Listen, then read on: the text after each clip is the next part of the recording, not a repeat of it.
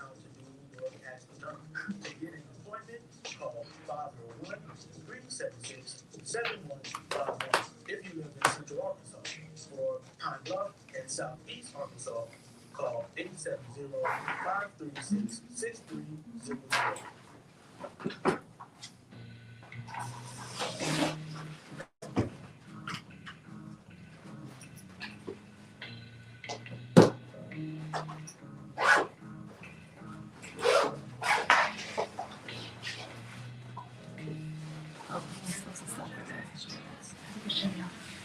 Did you not do it? Is it me? I'll look through that. I got it.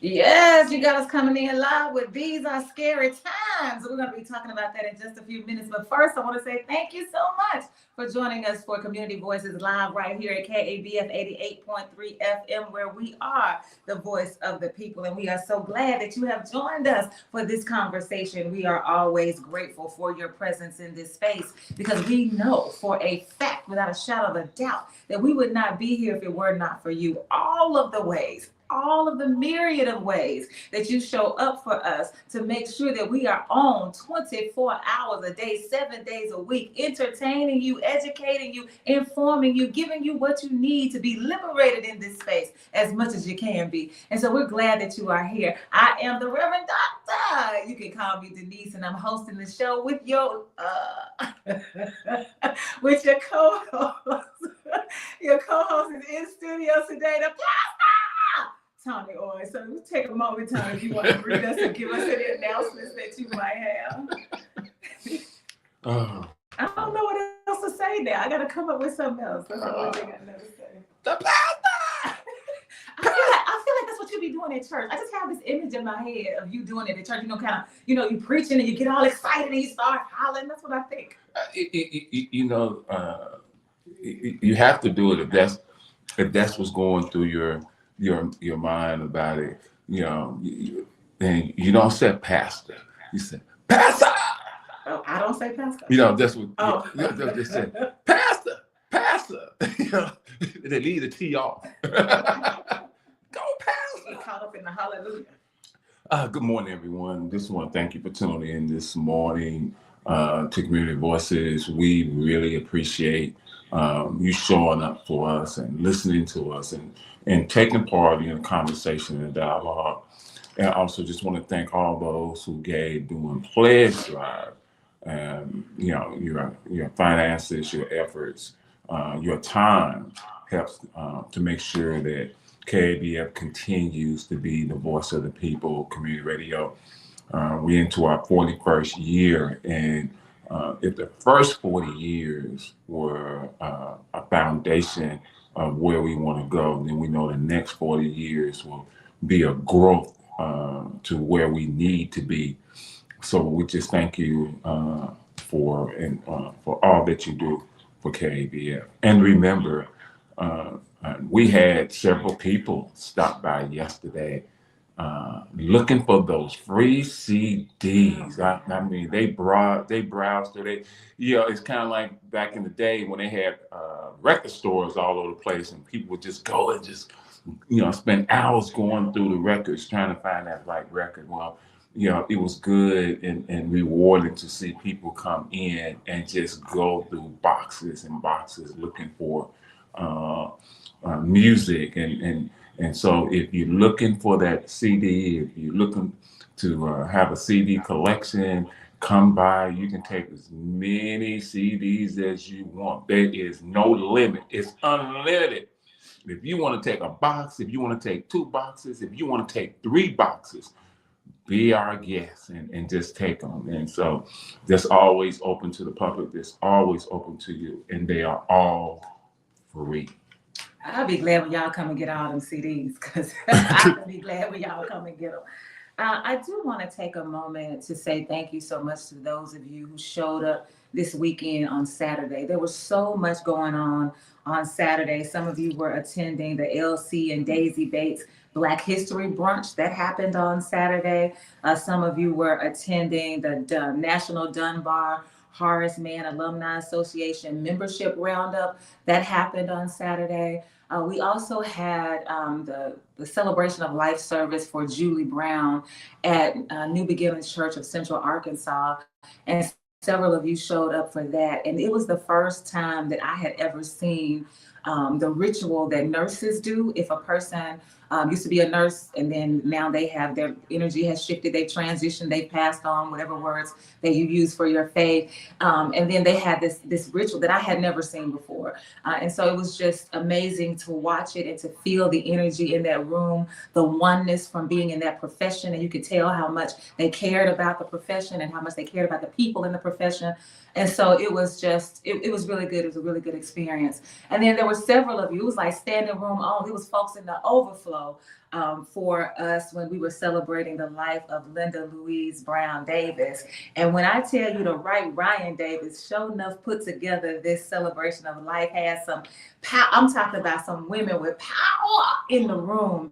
We had Reverend Dr. Odessa Darrow, Reverend Chantel Hinton Hill. You had Reverend Dr. Anika Whitfield, Reverend Maxine Allen, Reverend Gianni Olamide. It was amazing. And as I was listening to the stories that they were telling about Linda Louise Brown Davis, you couldn't help but feel her come alive in the space. You couldn't help but feel her like present with us as we were celebrating. And all I kept thinking about as I was walking away was, that's what we need to do. We need to live like Linda. Because when I think about Brian's mother, they talked about how much love she had for anybody. Like there was always a room for somebody to come in and rest and find some food. And just if you needed help with anything, like if you needed a car, if you needed a ride, And so just knowing what that felt like to be bound in that sense of oneness through community and how we take care of each other, I was just motivated by that. And so I'm going to use that for a while. That's going to be my little mantra, live like Linda. So I just want to thank all of you who are supporting the community. Like I said earlier, those of you who show up in 4KABF any way that you do, we are grateful. And it's in that spirit of gratitude that we greet you every Tuesday with the Sawubona, that spirit of oneness that binds us together. And that spirit is our humanity. And we are able to, if we can ever live into that fully and understand that our divinity is what we should see when we look at another person. How do we interact with that divinity instead of interacting with the difference?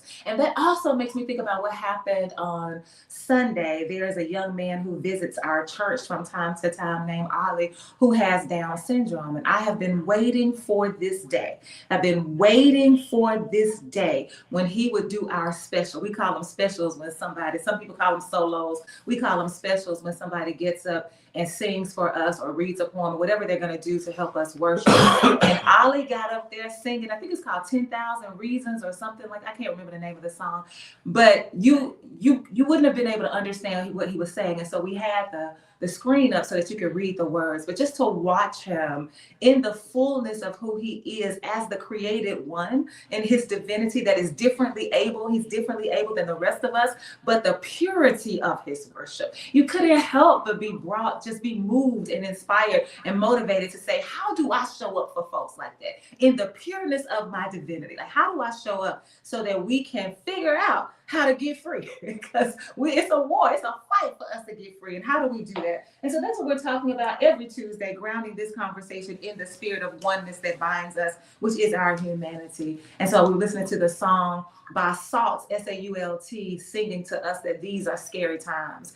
And if we are paying attention to the political climate that we are in right now, the social climate that we are in right now, these are scary times. And what are we going to do about it? How are we going to navigate it? How are we going to show up? What are going to be our strategies and our tactics? What weapons are we going to use? Like, how do we figure out how to fight? And so we're gonna, I want to ground that conversation even more in our tidbit for today that's coming from the Equal Justice Initiative. I want to remind you again, those of you who have the actual calendar, it is not healthy to read tidbit after tidbit after tidbit after tidbit. It is not healthy. That's not something that you need to do. The tidbits are meant to be just that, giving you some information for the day, for you to ponder, for you to think about. Maybe you want to do some more research on that one tidbit. It's a daily dose. It is not healthy for you to read a week at a time or a month at a time. So please, I encourage you not to do that. Yes, you are grown. You can do whatever you want to do, but I'm suggesting and encouraging that you do not do that. But here we have on January 27th in 1967, January 27th in 1967, a Birmingham, Alabama deputy shoots and kills Robert Lacey, a Black man, while arresting him for failing to take his dog to the vet. I want to read that again.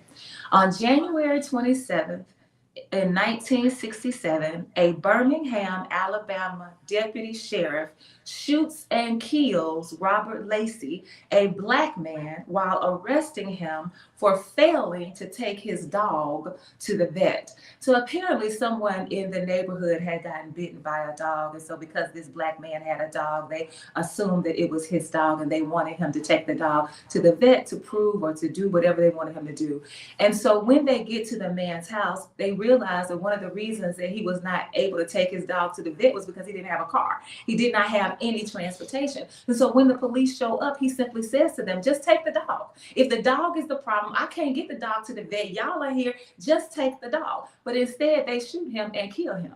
And so for me, it's crystal clear that this wasn't about the dog, right? You're looking for any old excuse that you can find to again degrade and dehumanize and desecrate a Black body. That's all it is. And when we talk about these are scary times, when we look at 1967, that was only 58 years ago. 1967, 58 years. I'm 52. I'll be 53 in May. So we're not talking about a long time ago. So when we're talking about scary times, and people are like, we're connecting these dots because the scary times that Robert Lacey was living in 1967 are just as scary as the times that we are living in right now. And they don't seem to be getting any better, particularly for Black folks. And so I want us to have this conversation about what it means to be Black in America, and how can we have that conversation in a way that people realize it's everybody's conversation. Yes, I center Blackness in this space, but in the context of the human story. So Blackness shows up as we live human to human. So everybody is part of this conversation. Where are you going to get in? Where do you fit in? How are you going to show up for folks, and how are you going to recognize their divinity rather than focus on their difference, and in this case, their Blackness? Excuse me. Yes, you are right, Denise. And I know some people. I do listen to the news. I do read the paper, and I read the tidbits, and I try to be as informed as I can. And these are scary times when you look at some of the things that this new regime, I'm not going to even call it an administration, this new regime is doing when it talks about deportation, that it's going to have a lot of people who are legal American citizens caught up in this deportation.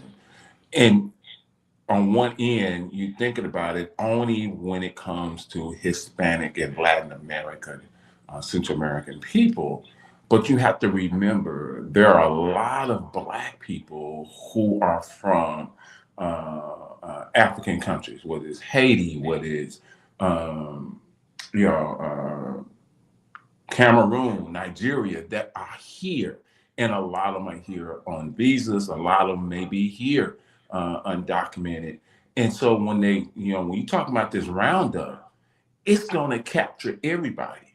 And another thing that they're talking about that this president has said is that he wants to send American prisoners, people who have been convicted of a crime, and are sitting in American jails and American prisons.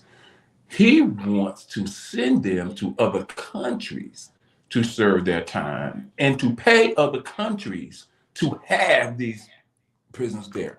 So when you think about it, what people make up the majority of the prison system? That's Black people. So now you want to take American citizens who some are being wrongly convicted, have them in prison, now take them and send them to another country that you're going to pay, to house them and incarcerate them. So this is just another example, going back to what you said, Denise, the desecration of Black bodies, the inhumanity of Black bodies. Not only am I being targeted as a criminal, now I'm going to another country to serve my time and be treated even more inhumanely. So when we start to look at this idea of scary times, these are scary times. And going back to the movie Sister Act 2, where Whoopi Goldberg, who is trying to teach these children, said, if you want to be somebody, you want to go somewhere, you better wake up and pay attention. It's time that we wake up and pay attention and have these conversations that affect all of us, whether you think so or not. And so Hotep says those 1957 attitudes are prevalent today. Absolutely. That's why one of the reasons that we read the tidbit is so that you can draw the connections between the past and our present, so that we can figure out how to break that cycle, to dismantle those systems so it doesn't become our future. I also need to read, before I get into the conversation today, I also want to read what Representative Denise Ennis sent, posted on Facebook, alerting us to a bad bill and calling us to action. So Senate Bill 3 is a bad bill that prohibits the consideration of race, sex, color, ethnicity, or national origin by any state entity, including cities, counties, school districts, higher ed, etc., in matters of state employment, public education, K-12 and higher ed, or state procurement. This bill effectively eliminates affirmative action, minority recruitment, or any specialized programming that considers race, sex, color, ethnicity, or national origin in public schools or higher education. This bill renames or eliminates various state departments, divisions, and programs that have to do with civil rights, equity, or minorities. This bill creates a misdemeanor for violating the law.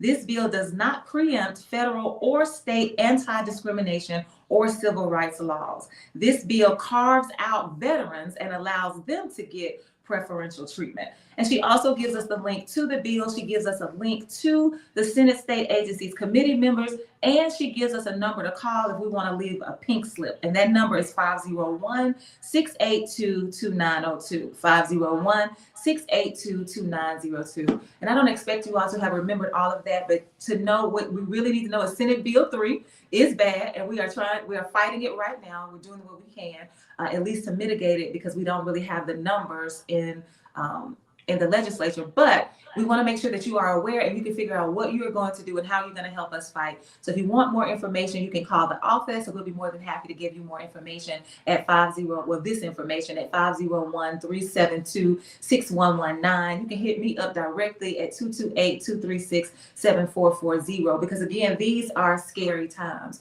And when you think, and here's how I got here thinking about the scary times. All of what Toney said, yes, and I said the other week, it might have been last week, I'm not sure how long I've been reading this book, but I'm now reading the book called Dear Denise, Letters to the Sister I Never Knew. And it's by Lisa McNair. Lisa McNair is one of the younger sisters of Denise McNair, who is one of the 4 young girls, they were girls because Denise was 11 at the time, and the other ones were 14. That were murdered in the 16th Street church bombing in Birmingham, Alabama. And so she's writing these letters to her sister, really kind of as a tribute. You know, she's never met her before, and she's of course interested in what her life would have been like with her sister. So she's writing these letters. And I'm going to be totally honest with you when I say I'm having a difficult time reading this book. And it is what brought me to this moment, saying that these are scary times, because I feel like a lot of us are in the same situation that Lisa is in, as it relates to their Blackness and as it relates to how they are trying to navigate the world being Black, but in a world that's dominated by whiteness.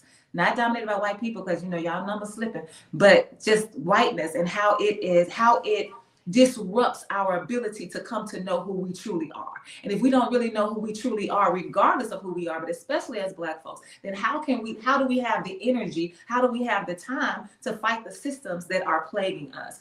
And so I should have known something was wrong when I looked at the cover of the book, because Lisa chose to pick a picture of her sister Denise holding a white doll. So Denise is a young Black girl holding a white doll. I should have known then that there was going to be some problems with me and how I relate to her story. And so one of the concerns that I have about these being scary times is what happens to Lisa with her father.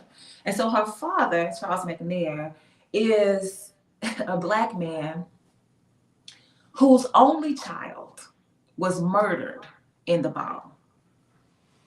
The only child that he had at the time, was murdered in the bomb at the church in Birmingham. And as a result of that, he decides at some point that the best thing for him to do for Lisa and Kim comes along later. Lisa and Kim, so the best thing for them to do is to be educated in predominantly white private schools. So I had to put the book down because I needed to spend some time thinking about this. So whiteness, the system of white inhumanity, killed your only child that you had because she was Black, for no other reason than because she was Black. And you decide as a father that the best education that I can offer to my child is to put her in private school, white school, that I'm gonna pay for out of my pocket. And so Lisa goes to this academy from, I think, like 3rd grade to 8th grade, because 8th grade is the last year. You can't go anymore after 8th grade. And so these are her formative years in coming into herself as a child, coming to know her little personality, getting to know folks. Like you're learning. You're like a sponge. And so she's now rooted. She's rooted in whiteness at school, because you spend more time at school than you do at home, really. And so she's rooted in this whiteness. And over time, she begins to realize, first of all, she falls in love with it. Like, I mean, I'm not saying I blame her. Like, this is all you see, this is all you know, and you like it. And so she falls in love with this environment. She falls in love with this system of whiteness that's presented to her at the school. And then a little later on, she starts to realize, wait a minute, I don't really know what it means to be Black. Like, I'm not really sure what to do. Like, I don't know how to navigate this, because I'm around all these white people, but, which separates me from the Black folks, because my school is so far away and I don't get to play with the Black children. Like, I don't really know who I am as a Black person. So then finally she ends up at a public school. She gets to the public school, and now she's around Black folks. And she's like, oh, no, I don't fit in with them. Like, these ain't my people, because I don't know them, because the environment is different. She didn't grow up around them. So she's struggling, trying to figure out who she is. And one of the things she keeps saying is she wants to have a mate. I want to have a mate. I want to have a man. I want to get married. I want to have children. I want to have a family. Like, isn't that what every girl wants? Like, this is what she's saying. And then she keeps saying, after that, she responds by saying, but a white man isn't going to choose me, because it's taboo for a white man to choose a Black woman in America. So she says it so many times that I figure out, oh, Lisa, you really want to marry a white man. Like, that's what you really want, right? And so eventually she says it, because I think it's only 40 letters. And at this point, I'm on letter 28. And so I'm getting to know Lisa very well.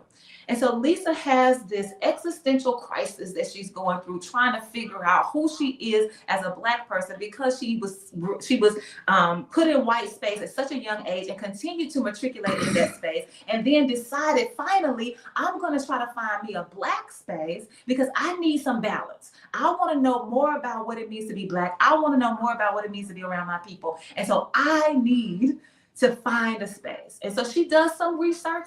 She's diligent, and she decides she's going to be a member of a Black social club called Jack and Jill. I was a member of Jack and Jill as a child, because my mother believed in all of that stuff. She really did. We were in all the little organizations, and I was in white space. I have similar experience. And so when she is now in the Black social club, there's a daddy-daughter dance that's going to take place as part of this gala that they have. And so her dad has to attend some of the activities so that he can prepare for the daddy-daughter dance. The daddy decides that he doesn't like the Black social club, because he says that they uppity. And so it's, okay, wait a minute, help me understand this, y'all. This Black man whose daughter, only child, was killed by white folks, murdered because she was Black at 11 years old. You decide that you want to now, after she is dead, send your new children, because you got 2 of them now, you got Lisa, you got Kim, send them to white school. They go to white school, and they're no longer connected to their Blackness. And then when your daughter says, hey, I want to learn about being Black, she finds Black folks, and you as her daddy say, oh no, them Black folks too uppity. I tell you what I'm gonna do. I'm gonna go to the dance, and then I'm going home. And so I said, oh my goodness, these are scary times, because the experience that Lisa had growing up is not only her experience. This is an experience that many of us as Black folks can relate to, because this world continues to bombard us with spaces that are ruled and dominated by whiteness, like education, like the media, like politics, like all of these images that we have, all of this programming that is done, all of this conditioning that is done to do the same thing that Mr. McNair did to his daughters, is to pull you away from your Blackness. And so when you finally realize For those of us who do finally realize, when you finally come into the knowledge that you need to know who you are, you spend all of this time now trying to figure out, oh, I don't even know what it means to be Black. I got to try to figure that out. And that is a good journey to be on, absolutely. But you're spending now so much time trying to figure out what it means to be Black that you can't fight against the systems because you're too exhausted trying to learn about who you are. And so when I'm dealing with reading this book, I'm like, these are scary times because some of us cannot get into the struggle. We cannot fight the good fight. We cannot put on our armor. We cannot gear up. We cannot be boots on the ground because we have not yet taken the time to figure out who we are. And we have not yet even understood that that is a need that we have. And so what are we doing? We find ourselves caught up. We found ourselves complicit. We find ourselves caught because we don't even know that we don't know because we haven't had the experience. And for me, and for Lisa, these are scary times. All of what is going on in the world politically absolutely makes it scary. But all of what is not going on with us in terms of making sure that we know who we are, I think that's just as scary. Let me see what Lowe says right here. Chief Justice Toney in the Dred Scott decision, quote, "No white person has to respect the rights of any Negro." That attitude continues today. Chief Justice Toney in the Dred Scott decision says no white person has to respect the rights of any Negro. That attitude continues today. And then he labels what happened with Mr. McNair as a person who's suffering from the Stockholm syndrome. It's when you fall in love with your oppressor. And I'm trying to figure out, how do you even get there? If you are experiencing oppression, whoever you are, if you are experiencing recognize that war is all around you because people are raging it against you at every turn, whether it's because of your sexuality, whether it's because of your gender identity, whether it's because of your race, whether it's because of your gender, whatever it is, you feel like you are at war all of the time. How is it that you find yourself saying, but I really would like to be with the people who oppress me. I really do want to learn more about them. I really do want to fall in love with them. I really do want them to see what love really is like. I really do want them to be my husband. I really do want them to educate my children. Like, what happens in your mind for you to fall in love with somebody who intentionally, and in this case with Mr. McNair, what makes it so visceral for me is like, it's not like, you know, this was just like they just kind of got into a fight with your child at school, like somebody pulled her hair or somebody snapped her bra strap. That's not what we're talking about. They murdered your only child. Help me understand. Somebody call in. Caller, I saw you a few minutes ago. Call back, please. Somebody help me understand. I think the thing is, and this is, I can't speak for Mr. McNair, but in the scenario that you have laid out before us, I have seen it. I have seen it play out in my life experiences, and a lot of times it's not that you fall in love with the oppressor, but what happens is that you see, you are so bombarded, you are so oppressed, or you are so mistreated. And then I can just imagine in my mind the tragedy, the hurt, the anguish over losing a child in that fashion, and know it's from white people or for someone else. And now you have to make a decision. How do I protect? How do I protect my other children? What is the best avenue? And I'm not saying the route Mr. McNair chose was right or wrong, but like I said, I've seen it play out so many times in my life. Let me put my children in this space because the idea is that they can protect it. It gives them a certain amount of protection. That's the idea. If they can go into this space and they can, what's the word I'm looking for? If they can start to function in this space or assimilate into this space, the idea is that it's going to offer them some type of protection because now they're not going to be feared. Now they're not going to be a threat, and they can learn how to navigate in this space. You know, Hold on, because Tony, just a minute. Let me see if I can get this. Okay, I was trying to get you, caller. I was trying to let Tony keep talking, and I'm trying to get you. Yeah. But it's okay. Caller, please call back. Yeah, next time just go ahead. And they try to navigate in this space. But like you said, at some point in time, you realize, okay, how do I come out of this space and go back to the space, you know, of where, you know, where my people are, or where maybe I need to be. And conversations with you, Denise, and I talked about my childhood, you know, being from the projects of Chicago and having relatives in the suburbs, you know. Hold on, Tony. Hold on. Caller, you're live on the air, KBF 88.3 FM. Thanks for calling.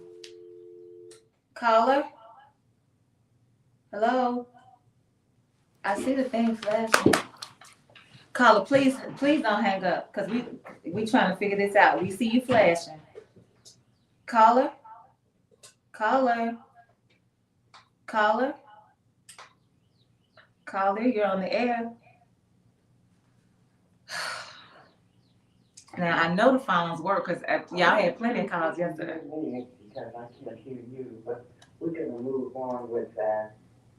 And that is, I sat in the sanctuary of First Baptist Church, Pastor 5, Leavenworth, Shuttlebrook, in Birmingham, and I witnessed Lisa McNair forgive the daughter of the man who was involved in the bombing of 16th Street Baptist Church. Talk about Stockholm Syndrome. I just wanted to tell you that I witnessed it. Thank you. Hello? I think we missed the first part of what the caller was saying because we were trying to get the phone on. So the caller is talking about a story that Lisa actually shares in the book, where she had an opportunity to be at the church. Yes, and so she does talk about that same thing, about how she felt the need. She felt God in the letters. She says she felt that God wanted her. She prayed and asked what God wanted her to do, and God would want her to forgive the daughter of the man who was responsible, and that's exactly what she did. Calling you live on the air, KBF 88.3 FM. Thanks for calling. Hey, Ezekiel. I can barely hear you. I hope you can hear me okay. We can hear you just fine. Wonderful. I can hear Phyllis okay as well. In 1963, Denise, I was McNair's father was. He's a little older than me. But to make a long story short, I don't see anyone wanting to protect and extend the livelihoods of their loved ones, of their children, or their siblings, or anyone that's close to their loved ones and family. 1963 was a very turbulent year. Within days of all of this incident that you mentioned, JFK was killed, the President of the United States. Also, as the head of Vietnam was assassinated in Vietnam while his wife was visiting right here in America. The separation of them. All of that, to me, and I'm not a conspiracy theorist, it's just too, it's just too vivid not to be all connected. Everything that happens for a reason.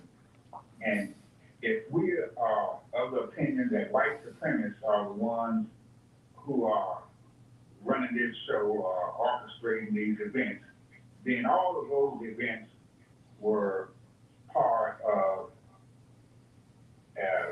the agenda, which is still the agenda today. So him wanting to keep his children away, or his daughters away from uppity black folks is of a concern, no doubt, because there are uppity black folks who make you not want to be around them. lots of that goes on. It's like a caste system within the quote-unquote black community. It isn't as prevalent now as it once was in certain respects because finances will put you on any level you want to be, regardless of how qualified you are to be on that level. And you'll see folks doing things that the rich and famous used to do, even though they're not rich and famous, but they've got money, resources. So I can understand the dad is trying to protect his daughter post 8th grade, coming back into the community from which she was shielded from, or supposedly shielded from, and then having to deal with uppity folks that he perceived to be uppity. I don't know if his daughter said that or not, but he said that. And if he said that, I can understand him saying that because I've heard that throughout my life, that they are not just organizations, but even churches that were set aside just for the purpose of being exclusively uppity black folks. So I just wanted to put that out there as a, reminder that, we all should be on the same page, but there's just no cookie cutter evidence that we all have to think the same way, but we all should in order to get out of this mess that we're in, because if you're black, get back. And with that, I could also add, keep up the good work. I really appreciate the show and being able to speak again. Have a blessed day. All right, Ezekiel. Let me get this message from Lo. Lo said that situation anesthetized the young lady, and she becomes entangled with a psychological term called cognitive dissonance. I think one thing we have to understand, and it took me a long time. I'm glad that I have become a person that can rethink and retrace steps to understand where I am on my journey in life. And when I hear the word uppity, because I use that word so much growing up and within my family, you uppity, you think you better than us. And it goes back to what I said earlier about Mr. McNair. And y'all, I'm thinking, and like I said, I can't think for him, but I'm thinking he was like, how can I protect my children? How can I protect my other daughters from this same fate? If I can put them in a place that will help them become less threatening, because it was all about that bombing of that church. It was all about the threat of Black people trying to be empowered, Black people trying to vote, Black people knowing that the church was the center. So we're going to bomb this because we want to put fear. So if I can put my children in a place where they're being less, where it may be people look at them as less of a threat. The problem happens is that, going back to what you said, Denise, as you start to learn in this other space, you become disconnected from the space you were. And so now, because you are learning things differently, you're learning how to act differently, you're learning how to speak differently, how to do things differently. When you go back in those other spaces, and then going back to conversations I've had with you, Denise, about me living in the projects and my cousins living in the suburbs. When we would go to the suburbs, they were going to better schools, they were going to integrated schools, they were doing things that once we would come back together, we're like, who are you? And what are you talking about? What you mean, I'm not speaking well? What do you mean that I'm acting like, I'm acting like a Negro, and we would be like, it become a conflict because now we're divided.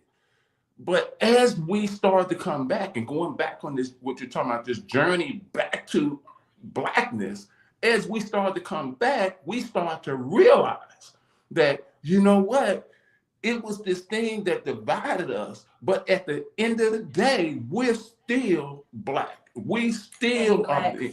We are still being. We're still a threat. And the last thing I want to say, and we talked about this yesterday, Denise, about what is the price you want to pay for your blackness? What is the price you want to set out for your blackness? And they were talking on the radio this morning about Nelly and about Snoop Dogg doing performances for Trump's inauguration. So Trick Daddy made a comment. Trick Daddy said, I don't care. It's about business. He said, I told Nelly, don't worry about what people say. You take your 1.5 million and go on about your business. And then he said, if they would have gave me 1.5 million, I would have did the concert. He said, if they want me to go into another territory where I'm having a beef with somebody and they're going to pay me to do the concert, I'm going to go ahead and do it because they're paying me. And that's one of the issues that it took me a minute in the conversation yesterday, Denise, to understand this. It took me, I had to go home. I had to go home and chill out and understand. And here's the thing, going back to thinking about Mr. McNair, we don't like to use the word sellout, but in a way you are. And what I mean is that you're gonna push aside who you are to try to be in a place that you think you're gonna be accepted, you think it's gonna be okay, and you're gonna make this money or you're gonna move up, you're gonna have success. But then at the end of the day, because believe me, if Nelly, Trick Daddy, Snoop, if you are stopped by the police late at night, or even in the day, or even if they come after you for something else, it's not going to end well. And we have to understand that. Listen to what Deidre says. Maybe, just maybe, this father said that if they bomb a church, if they bomb a black church, they will surely bomb a black school. But I know they ain't going to bomb no private white school. Maybe, just maybe. Protection. Mm-hmm. Yeah. And I put it out there. I'm glad that you introduced that into the conversation for us to think about. I don't believe that's what happened, and I'm going to tell you why. When Ezekiel called, he mentioned 1963 being a turbulent year. It was in 1963 that George Wallace, who was the governor of Alabama, he had his inaugural address as governor. And he said in his address, segregation now, segregation tomorrow, and segregation forever. This is what the governor said in his address in 1963 in Birmingham. That's what they started calling Birmingham because there were so many bombs. Segregation now, segregation tomorrow, and segregation forever. Now, why is that important? Listen to this paragraph from Lisa's book.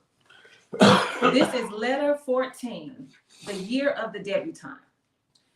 Kim and I attended etiquette classes. We took piano, ballet, and sewing lessons so we could become good wives and elegant ladies. Mama also taught us to cook. Daddy exposed us to other things like stained glass window making classes, photography, and camping, which I hated, so we could be more well-rounded. We worked as summer pages in the state legislature when he served. Working in the legislature was fun, but I remember how cold it was in the chambers of the Capitol, especially in summertime. George Wallace was the governor again when we served. We got to meet him once, and Daddy had our picture taken with him. He was very nice to us. So I don't believe this is about no protection, and I don't believe this is about him being worried about another bomb. I believe this is about a black man who got lost in his blackness, probably lost in his grief, and lost his way, and absolutely led his children astray. That's what I believe. Caller, you're live on the air, KBF at 8.3 FM. Thanks for calling. Hey, Denise, hey, Tony, how y'all doing? Oh, wait! That's me, what you did, girl? What's up, okay? Y'all doing all right? We are. How you doing? Hey, Happy New Year to y'all too, because I ain't called in a while. Happy New Year to you too. Hey, I can barely hear y'all. You can hear me though, right? Oh, we can hear you Yes. just fine.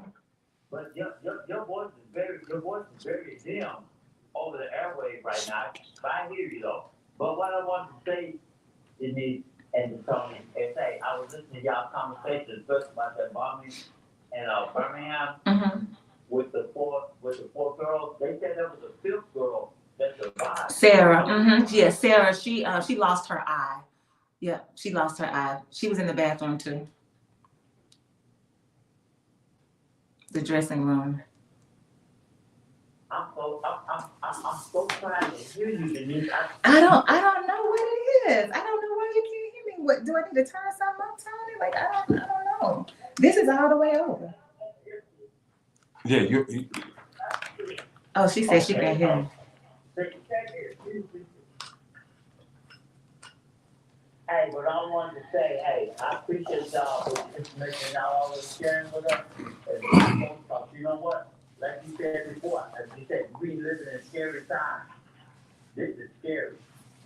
And you know, especially with, and I ain't talking indifferent, but hey, I don't care nothing about me. Is Donald Trump. I mean, it's like, hey, he's driving the regime, okay? And it's like, hey, it's just scary, and so scary. But hey, I'm gonna get off the line. I appreciate y'all. I love you guys. Hey, keep on making it do what it do. Hey, God bless. All right. Thanks, Louie. I want to just reiterate and expound on what Louie was asking about Sarah Collins Rudolph, who was the fifth little girl. We don't talk about her. I was already planning to talk about her on another show, but since Louie brought it up, yes, there was a fifth little girl who was in the dressing room, the bathroom, whatever they called it at the time when they were preparing to go to Sunday school, to go to church. And she was there. She did lose her eye, and she survived. She survived and she lost her eye. We don't talk about her at all. We do talk about the four, though. So Denise McNair was 11, Carol Robinson, 14, Addie Mae Collins, 14, and Cynthia Morris Wesley, 14. And so I'm talking about Denise because her sister wrote this book. But there's Carol, there's Addie Mae, there's Cynthia, and there's also Sarah that are also part of this conversation. I'm simply choosing to focus on what Lisa is saying because she chose to write the book. And so you cannot tell me that a Black man in America whose only child was murdered at the hands of the Klan, at the hands of white folks, at the hands of whiteness, at the hands of Donald Trump type minions. You cannot tell me that his goal for putting his child in a predominantly white school that he had to pay for out of his pocket was only because he was trying to protect her. When he turns around and says, I want to make sure that I have a picture of my child with a governor who campaigned on, who embodied hatefulness, and was unapologetic about it. And not only do you want to be close to him, you as now you're in the legislature, this is Mr. McNair, so now he's a politician. And so now you are rubbing shoulders with them. Not only are you doing that, I could see if you were rubbing shoulders in that space to say, I want to learn their strategies. I want to learn their tactics. I want to get to know how they do things, how they think, so that we can combat them, so that we can fight them. So I could see if that was the case. But no, you busy trying to make sure that you have your daughter. You want to memorialize your relationship with this man who, for all intents and purposes, is the reason why your firstborn child was, your only child at the time, was dead. And you now say, well, wait a minute. And then you have your daughter in relationship with this governor who says segregation now, segregation today, segregation forever. Now you have her talking about, oh, he was a really nice man. Like, how does that work? It doesn't work.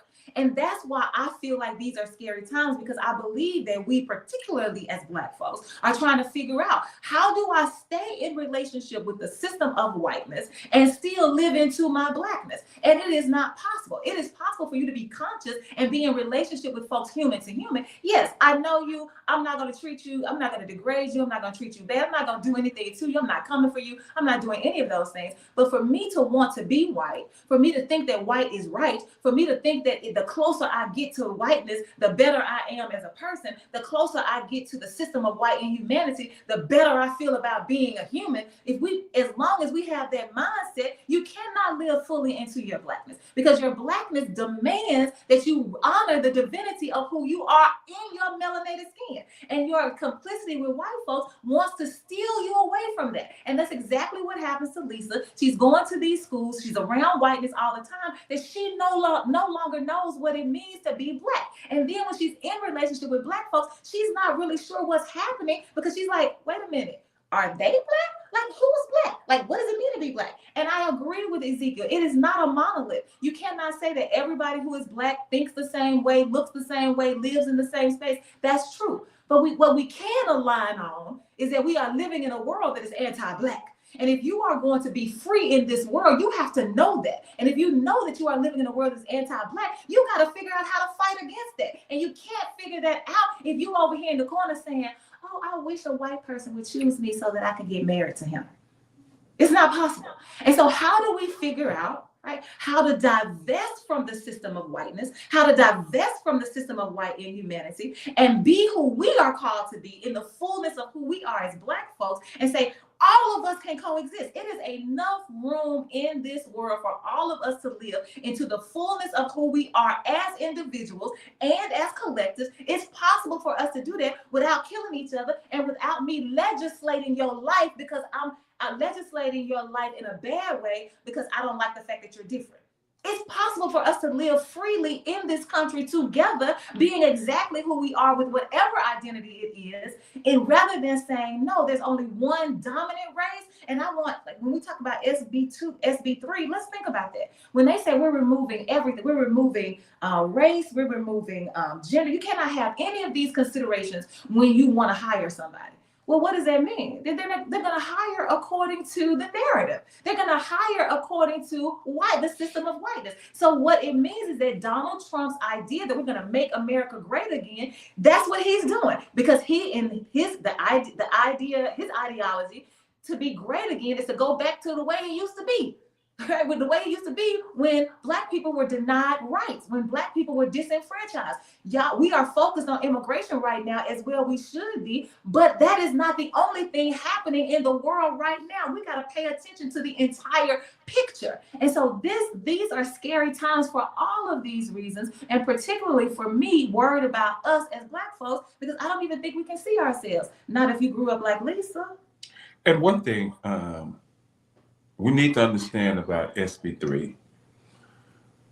There is this idea going back to when the Supreme Court said that these schools, Harvard, University of North Carolina, University of Pennsylvania, when they said that they were discriminating against Asians who were applying, or they were discriminating, basically they were saying they were discriminating against white students who wanted to apply, and they couldn't get in school because of Asians or other groups, and they said that was, constitutionally was wrong. So when you look at SB3, what it really does is allow white people, individuals who apply for state, city, or municipal jobs.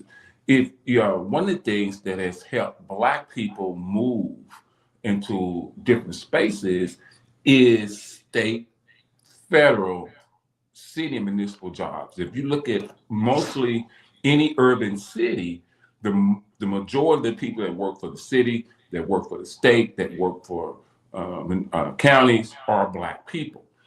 And so when you take that away, when you say you can't hire based on that, so now if a white person and a Black person go into a job, go apply for a job, or even get a raise on these jobs, and that Black person gets that raise, that white person now can come back and say, you know what? The only reason that Black person got that job, or the only reason that Black person got that promotion is because they were Black, and it wasn't based on their merit. Well, it's just, it's a reverse situation, because as a grievance representative, the one thing when I first started working with state employees, you had a grievance system that you could actually file a complaint or a grievance against non-selection. Oh, hey, it's time to go. It's time to go. My last thing is, y'all, please get involved with SB3. Okay. SB3. Thank you all so much for joining us for Community Voices. You've been live right here at KBF 88.3 FM, where we are the voice of the people. We appreciate you in this space. We're going to get your girl Lola started this morning with a song that Ezekiel sent to me, and I fell in love with this song. And the title of this song is I'm Glad There Is You by Gloria Lynn. And I want to just say that as I sign off, and I'm glad there is you. I'm glad that you are there in this space for us to have these conversations, whatever they provoke, whatever they evoke in you. If it makes you mad, if it makes you glad, if it makes you want to push back, if it makes you want to do some research, whatever you want to do as part of the conversation, I'm glad there is you there with us to have these conversations because it absolutely matters. Thank you all so much. We will see you next time. Here comes Gloria Lynn singing I'm Glad There Is You. That is a good jazz standard. There was a lot of static near the end.